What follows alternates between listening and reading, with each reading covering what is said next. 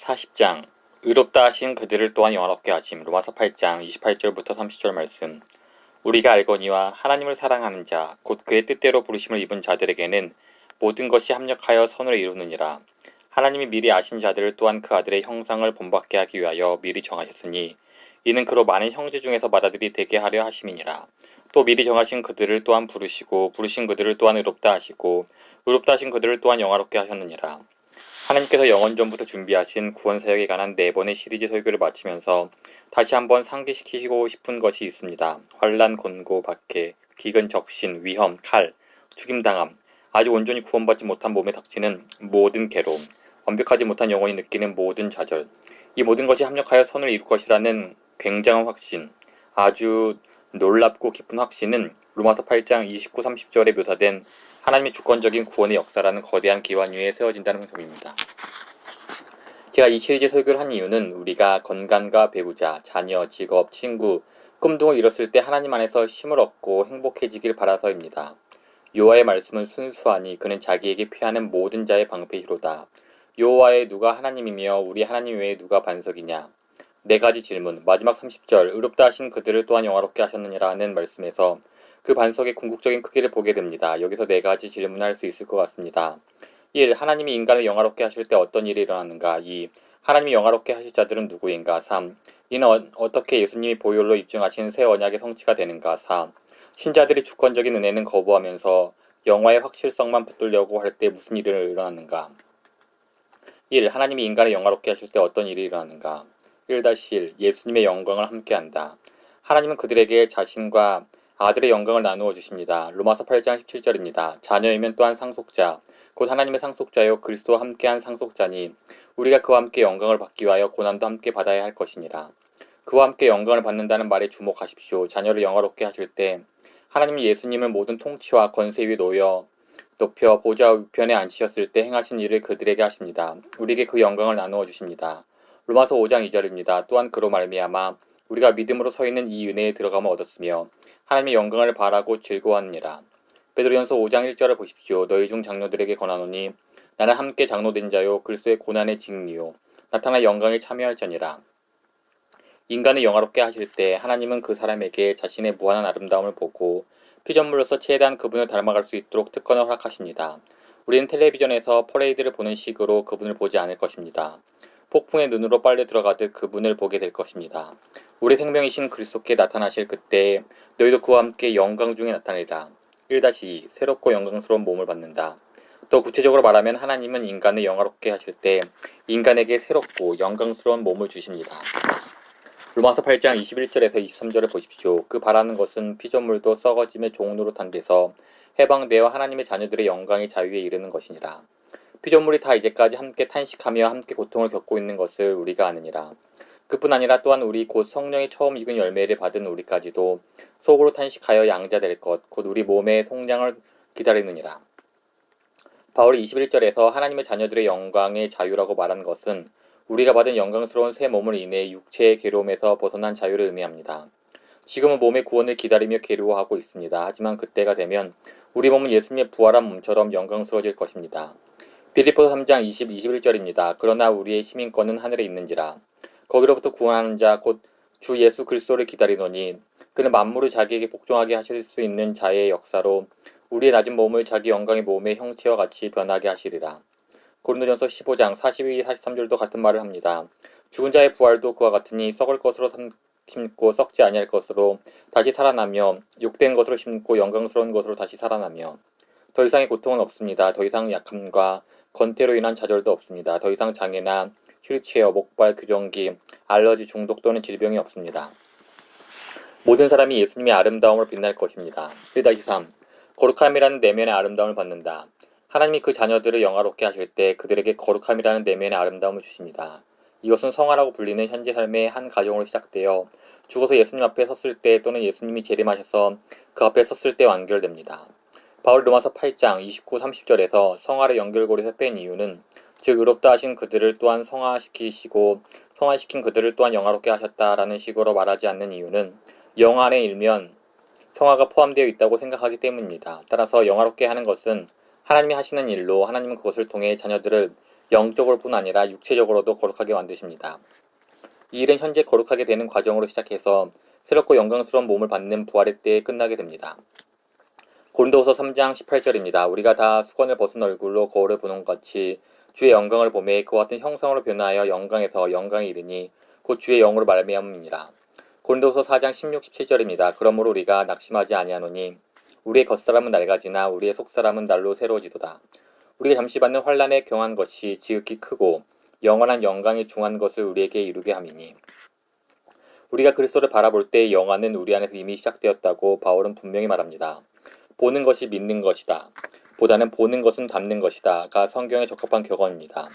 한결같은 시선으로 예수님을 바라보십시오. 그러면 우리는 그분의 형상으로 변화하여 영광에서 영광에 이르게 될 것입니다. 우리의 속사람은 날로 새로워질 것입니다. 이것은 과정입니다. 그리고 삶의 모든 역경들은 지극히 크고 영원한 영광이 중한 것을 우리에게 이루어 줄 것입니다. 이것이 완성입니다. 지금까지의 내용을 요약하면 하나님은 우리를 영화롭게 하실 때 그분의 영광을 나눠주시고 새롭고 영광스러운 몸을 주시며 거룩함이라는 내적 아름다움을 현재의 삶에서 부분적으로 주님을 만났을 때는 온전히 주십니다. 2. 하나님이 영화롭게 하실 자들은 누구인가? 답은 본문에 분명하게 나와 있습니다. 미리 아신 그들을 미리 정하시고 미리 정하신 그들을 부르시고 부르신 그들을 의롭다 하시고 의롭다 하신 그들을 영화롭게 하셨느니라. 이렇게 연결한 것이 무슨 의미인지 충분히 이해하셨습니까? 이것은 미리 아신 자들 중에서 미리 정하심을 받지 못하는 사람이 없다는 의미입니다. 또 미리 정하신 자들 중에 실제로 부르심을 받지 못하는 사람이 없다는 의미입니다. 또 부르심을 받은 자들 중에 의롭다함을 받지 못하는 사람이 없다는 의미입니다. 또 의롭다함을 받는 사람 중에 영화롭게 되지 못하는 사람이 없다는 의미입니다. 이러한 연결을 통해 말하려는 여지는 우리의 구원과 관련된 확실성, 확신, 보증, 보장입니다. 하나님은 단지 구원을 제안만 하시는 것이 아니라 직접 구원하시는 분임을 드러내려는 것입니다. 이름을 예수로 하라. 이는 그가 자기 백성을 그들에 대해서 구원할 자이심이라 하니라. 하나님이 미리 정하신 자들은 구원받습니다. 이미 끝난 일이나 마찬가지입니다. 이런 이유로 30절 말씀은 하나님이 자기 백성을 영화롭게 하실 미래의 일조차도 과거 시제로 쓰고 있습니다. 의롭다 하신 그들을 영화롭게 하셨느니라. 하나님이 미리 정하시고 부르시고 의롭다 하시는 사람들이 영화롭게 되는 이 일은 절대적으로 확신합니다. 한 명도 제외될 수 없습니다. 이 연결고리는 풀릴 수 없습니다. 왜냐하면 하나님의 영원한 목적이라는 풀무에서 그 임세를 연마했기 때문입니다. 영원한 구원이 있다는 사실을 거부하고 구원을 온전히 확신할 수 있음을 거부하는 모든 이단 가르침들, 기독교 신앙의 모든 지루와 왜곡들은 로마서 8장 30절에 바위에 부딪혀 산산이 부서집니다. 왜냐하면 성경에서 이 말씀만큼 의롭다 하신 사람들이 영화롭게 될 것을 분명히 말하는 구절은 없기 때문입니다. 따라서 두 번째 질문에 대한 답은 실제로 부름을 받은 모든 자들, 즉 성령의 감동하심을 믿었고 무죄, 칭이라는 말을 들은 모든 사람이 영화롭게 된다는 입니다. 이는 하나님의 마음에서는 이미 이루어진 일입니다. 3. 이것이 어떻게 예수님의 피로 세우신 새 언약의 성취가 되는가? 예수님 마지막 만찬에서 이 잔은 내 피로 세운 새 언약이니 또는 이것은 많은 사람을 위하여 흘리는 나의 피, 곧 언약의 피니라고 하셨을 때 예수님은 어떤 의미로 그렇게 말씀하셨습니까? 언젠가 그 백성과 새 언약, 시내의 산에서 맺었던 옛 언약보다 더 나은 을 맺으실 거라는 선지자 예레미야와 에스겔을 통하여 주신 하나님의 약속을 말씀하신 것입니다. 먼저 예레미야 31장 31절에서 34절을 보겠습니다. 여호와의 말씀이니라. 보라, 날이 이르니 내가 이스라엘 집과 유다 집에 새 언약을 맺으리라. 이 언약은 내가 그들의 조상들의 손을 잡고 애굽 땅에서 인도하여 내던 날에 맺은 것과 같이 아니한 것은 내가 그들의 남편이 되었어도 그들이 내 언약을 깨뜨렸음이라. 여호와의 말씀이니라. 그러나 그날 후에 내가 이스라엘 집과 맺을 언약은 이러하니 곧 내가 나의 법을 그들의 손에 두며 그들의 마음에 기록하여 나는 그들의 하나님이 되고 그들은 내 백성이 될 것이라. 여호와의 말씀이니라. 그들이 다시는 각기 이웃과 형제를 가르쳐 이르기를 너는 여호와를 알라 하지 아니하리니 이는 작은 자로부터 큰 자까지 다 나를 알기 때문이라. 내가 그들의 악행을 사하고 다시는 그 죄를 기억하지 아니하리라. 여호와의 말씀이니라. 에스겔 36장 26, 27절입니다. 또 새 영을 너희 속에 두고 새 마음을 너희에게 주되 너희 육신에서 굳은 마음을 제거하고 부드러운 마음을 줄 것이며 또 내 영을 너희 속에 두어 너희로 내 율례를 행하게 하리니 너희가 내 규례를 지켜 행할지니라. 따라서 새 언약이 옛 언약보다 좋은 이유는 새 언약은 순종하는 자에게 복을 주실 뿐 아니라 그렇게 순종하도록 만들어 주시겠다는 하나님의 맹세가 포함되어 있기 때문입니다. 너희로 내 율법을 행하게 하리니 너희가 내 규례를 지켜 행할지니라. 하나님은 우리의 구원을 순종과 분리시키는 방법이 아니라 우리로 순종할 수 있게 하시는 방법으로 우리의 구원을 확신하게 하십니다. 로마서 8장 30절 마지막 부분 의롭다 하신 그들을 또한 영화롭게 하셨느니라 에서 확실히 주는 영원한 안전은 순종이 구원에 불필요하기 때문에 순종하지 않더라도 안심하라는 말이 아닙니다. 그렇지 않습니다. 순종은 필요합니다. 자기에게 순종하는 모든 자에게 영원한 구원의 근원이 되시고 거룩함을 따르라. 이것이 없이는 아무도 주를 보지 못하리라. 이러한 영원한 보장은 하나님이 부르시고 의롭다 하신 그들에게 요구하시는 순종을 행하게 하실 것이라는 하나님의 새 언약의 맹세에 근거합니다. 만약 어떤 사람이 여호와의 증인이라고 합시다. 우리에게 죽은 후에 천국에 갈지 어떻게 아느냐고 묻는다면 이것은 모든 것이 합력하여 선을 이룰지 어떻게 아느냐고 묻는 것 같습니다. 이번 시리즈 설교를 들으신 분이라면 저는 한 번 기도했고 예수님께 제 마음에 들어오시기를 구했기 때문에 천국에 갈 것을 압니다. 라고 대답하는 것으로 만족하지 않기를 바랍니다. 대신 이렇게 대답하십시오. 하나님께서 저를 하나님의 것으로 선택하셨고 영광을 미리 예정하셨기 때문에 제가 천국에 들어갈 것을 압니다. 하나님은 반역과 불신에서 저를 효력있게 불러내셨고 그분의 말씀으로 제게 무죄 선언을 하심으로 제 삶에서 이것을 여전히 보여주셨습니다. 저는 의롭다함을 받았습니다. 제 죄는 그리스도에게로 옮겨왔고 그분의 의가 제게로 왔습니다. 그리고 그분의 뜻을 행하도록 이끄시겠다는 하나님의 언약의 맹세를 저는 확신합니다. 자기 아들을 아끼지 않으시고 저를 위해 내어주신 분께서 그분이 기뻐하시는 일을 제 안에서 이루시지 않겠습니까? 그분이 자신의 영으로 제가 율법이 요구하는 그것을 성취하도록 하실 것입니다. 저는 이제 주권적인 은혜의 통치 아래 있기 때문에 제가 주권하지 못할 것이고 그 주권적인 은혜는 의로 말미암아 영생에 이르도록 저를 다스릴 것입니다. 아버지 하나님은 오래전에 이미 모든 것을 계획하셨습니다. 성자 하나님은 오래전에 이 계획을 성취하셨습니다. 성령 하나님은 이미 성취된 구원을 오늘 제 마음 안에 이루어지게 하십니다. 하나님의 기쁘신 뜻을 소원하고 행하게 하시는 분은 바로 하나님이십니다. 그리고 제 안에서 이 일을 시작하신 그분이 예수 그리스도의 날까지 이루실 겁니다. 이것은 전능하신 하나님의 맹세와 능력만큼 확실합니다. 그렇기 때문에 저는 천국에 갈 것을 압니다. 왜냐하면 의롭다 하신 그들을 또한 영광롭게 하셨기 때문입니다. 4. 신자들이 주권적인 은혜는 거부하면서 영화의 확실성만 붙들려고 할 때 무슨 일이 일어나는가? 제가 이런 질문을 하는 이유는 이에 대한 답이 우리를 둘러싼 비극적인 현실이기 때문입니다. 저는 우리가 이런 비극적인 현실에서 벗어나 구하는 반대로 살기를 바랍니다. 두 가지 신학, 6가지 차이점과 6점. 두 가지 다른 신학을 대조하면서 그 질문에 대해 답해 보겠습니다. 한 가지 신학은 주권적인 은혜, 신뢰하는 성도라고 부르겠습니다. 다른 신학은 보조하는 은혜, 주권적인 성도라고 부르겠습니다. 이 두 신학 사이의 6가지 다른 점과 유사점을 살펴보겠습니다. 4-1 정의, 주권적인 은혜, 신뢰하는 성도는 은혜가 전권을 발휘하여 저항하려는 우리 의지를 이겨내고 우리가 예수 그리스도를 사랑하고 신뢰하도록 만들어 모든 구원을 이룬다는 의미입니다. 반면에 보조하는 은혜, 주권적인 성도라는 말은 우리가 회심하는 데 있어 하나님은 어느 정도 확신과 깨달음을 주지만 우리 의지를 완전히 극복하거나 우리를 실제로 반역에서 불러내는 것은 아니고 개인이 자기 결정력으로 마지막 선택을 하도록 하신다는 의미입니다. 여기서 하나님은 보조 역할을 할 뿐입니다. 시작은 하나님이 하십니다. 하지만 성도가 주도권을 줍니다. 회심은 전적이거나 전반적이지 않더라도 결정적으로 성도 자신의 일입니다. 하나님은 사람들을 전반적으로 돕기는 하지만 결정권은 그들에게 주십니다. 따라서 이 사람과 저 사람을 구별하는 것은 하나님의 역사가 아니라 개인의 지혜나 용기, 미덕과 같은 것입니다. 같은 도움을 받았으면서도 그리스도로 영접하지 않는 사람이 있는 반면 누군가는 그리스도로 영접한다면 그것은 그 사람에게 있는 그 무엇 때문이라고 합니다.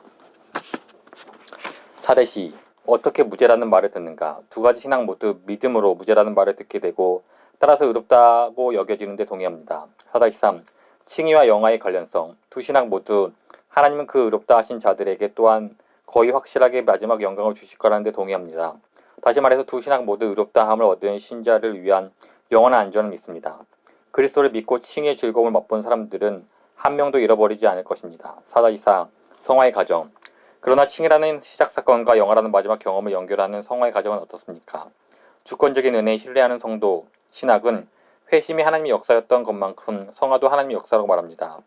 너희 안에서 착한 일을 시작하신 이가 그리스도 예수의 날까지 이루실 줄을 우리는 확신하노니 너희 안에서 행하시는 이는 하나님이시니 자기의 기쁘신 뜻을 위하여 너희에게 소원을 두고 행하게 하시나니 내가 모든 사람들보다 더 많이 수고하였으니 내가 한 것이 아니요 오직 나와 함께 하신 하나님의 은혜로다. 이제는 내가 사는 것이 아니요 오직 내 안에 그리스도께서 사시는 것이다. 이제 내가 육체 가운데 사는 것은 나를 사랑하사 나를 위하여 자기 자신을 버리신 하나님의 아들을 믿음 안에서 사는 것이니라. 성화는 내 안에 아직 남아있는 죄로 기우는 성향을 이겨나가시는 하나님의 역사입니다. 그러나 보조하는 은혜 주권적인 성도 신학은 회심을 거부하려는 성향을 이길 권리를 하나님께 드리지 않고 그래서 성화에 대한 권리도 그분께 드리지 않습니다. 하나님은 어느 정도 죄를 자각하게 하고 깨달음을 얻게 하는 데 도움을 주시지만 인간의 자기 결정권이라는 주권적인 영토에는 침범하지 않으십니다. 그러므로 성화에 있어서 하나님의 역할도 이와 같습니다. 하나님은 그저 자극을 주고 생각나게 하는 방식으로 도움을 줄 뿐 인간이 점점 거룩해지는 최종적이고 결정적인 원인은 인간의 의지라는 자기 결정력입니다. 어떤 신학에서는 우리가 하나님의 율법을 따르는 일을 하나님이 만들어 가십니다. 그런데 다른 신학에서는 우리가 하나님의 율법을 따르도록 하나님이 제안은 하시지만 결정적으로 행동하게 만드는 것은 우리의 자기 결정력입니다. 4-5. 성화의 확실성. 그러므로 보조하는 은혜의 주권적인 성도 신학은 성화를 가능성 있는 것으로 취급할 뿐 확실한 것으로 취급할 수 없습니다. 성화는 자기 결정력이 있는 성도의 손을 맡기시고 하나님은 성도의 반역을 이길 권리를 거부당합니다. 그래서 성도의 자기 결정 의지가 사실 거룩한 성향을 갖고 있을 거라는 보장이 없습니다.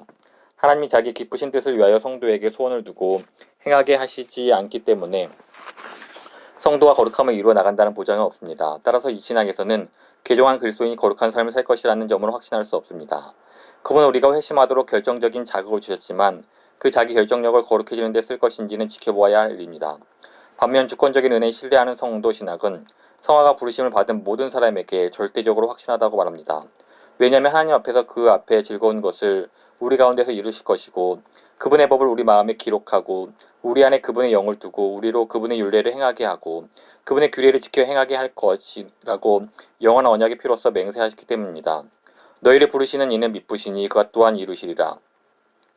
다른 신학에서는 회심 후에는 거룩한 삶이 확실하지 않은데 이는 거룩함이 결국은 인간의 일이기 때문입니다. 주권적인 은혜에 신뢰하는 성도의 신학에서는 거룩한 삶이 회심 후에도 확실한데 결국 그것은 하나님의 일로서 하나님의 언약의 맹세가 우리 안에서 선한 일을 이룰 것이기 때문입니다. 거룩함과 영화. 이제 우리는 보조하는 은혜 주권적인 성도 신학의 끔찍한 결과를 볼 준비가 되었습니다. 이 신학에 따르면 진정한 거룩함은 기독교에 회심했다고 해서 무조건 확실해지는 것은 아니지만 영화는 확실합니다. 그러므로 거룩함은 영광을 얻는데 꼭 필요한 길이 아니게 됩니다. 만약 믿음의 첫 행위에 근거해서 우리에게 영광은 보장되어 있지만 성화는 보장되어 있지 않다고 한다면 그런 사람이 품는 확신 속에는 마지막 구원을 얻는데 거룩함이 꼭 필요하다 하지는 않다는 믿음이 자리할 것입니다. 그리고 오늘날 그리스도인이라고 공언하는 수많은 사람들이 사실은 이렇게 믿고 있습니다. 그들은 영원한 안전 보장의 교리에 매달리지만 거룩한 삶을 보증하는 주권적인 은혜는 거부합니다. 그러므로 그들은 거룩함의 필요성을 거부하고 자신들의 영혼을 위태롭게 합니다. 성경은 이렇게 전합니다. 거룩함 없이는 아무도 주를 보지 못하리라. 만약 거룩함이 하나님의 일이 아니라면 그리고 그 앞에 즐거운 것을 우리 가운데서 이루시겠다는 하나님의 언약이 맹세에 따라 성도들에게 보장되어 있지 않다면 우리는 안전하지 않습니다. 많은 사람이 로마서 8장 28절에 놀라운 약속을 원하고 영원한 안전 보장이 현실이 되기를 원합니다. 그러나 그들은 하나님 방식대로 그것을 원하지 않습니다. 그들은 자신들의 안전과 자신들의 주권을 동시에 원합니다. 그들은 삶이 끝날 때 하나님이 전능한 능력으로 개입하셔서 그들에게 영광을 주시기 원하지만 지금 당장 하나님이 주권적인 은혜로 삶을 개입하셔서 그들을 거룩하게 만드는 것을 원하지 않습니다. 얼마나 많은 회개치 않은 사람들이 거룩함 없이도 안전하다고 생각하면서 살아가고 있습니까? 왜 그럴까요? 오랫동안 많은 교사와 목사들이 거룩함이 없더라도 영화를 보장받을 수 있다고 가르쳐왔기 때문입니다. 그리고 그들이 이렇게 말하는 온 이유는 성경이 가르치는 주권적인 은혜를 거부했기 때문입니다. 하지만 이런 주권적인 은혜가 있어야만 한편으로는 영광의 영원한 보장에 대해 말하면서 또 한편으로는 그 영광이 실제적인 거룩함에 달려있다고 말하는 신약의 핵심 메시지를 설명할 수 있습니다. 하나님의 은혜가 모든 주권을 가지고 있다면 하나님의 은혜는 영광을 주겠다는 약속을 성취할 뿐 아니라 그 약속이 이루어지기 위해 필요한 구체적인 조건들도 또한 이루실 것입니다. 만약 오직 성정의 길이 영광으로 이어진다면 하나님의 주권적인 은혜는 그 모든 과정에서도 백성들이 영광에 도달하도록 틀림없이 지키실 것입니다. 의롭다 하신 그들을 또한 거룩하게 하셨고 그러므로 그들은 영화롭게 되었습니다. 이는 만물이 주에게서 나오고 주로 말미암고 주에게로 돌아갑니다. 그에게 영광이 세세히 있을지어다. 아멘.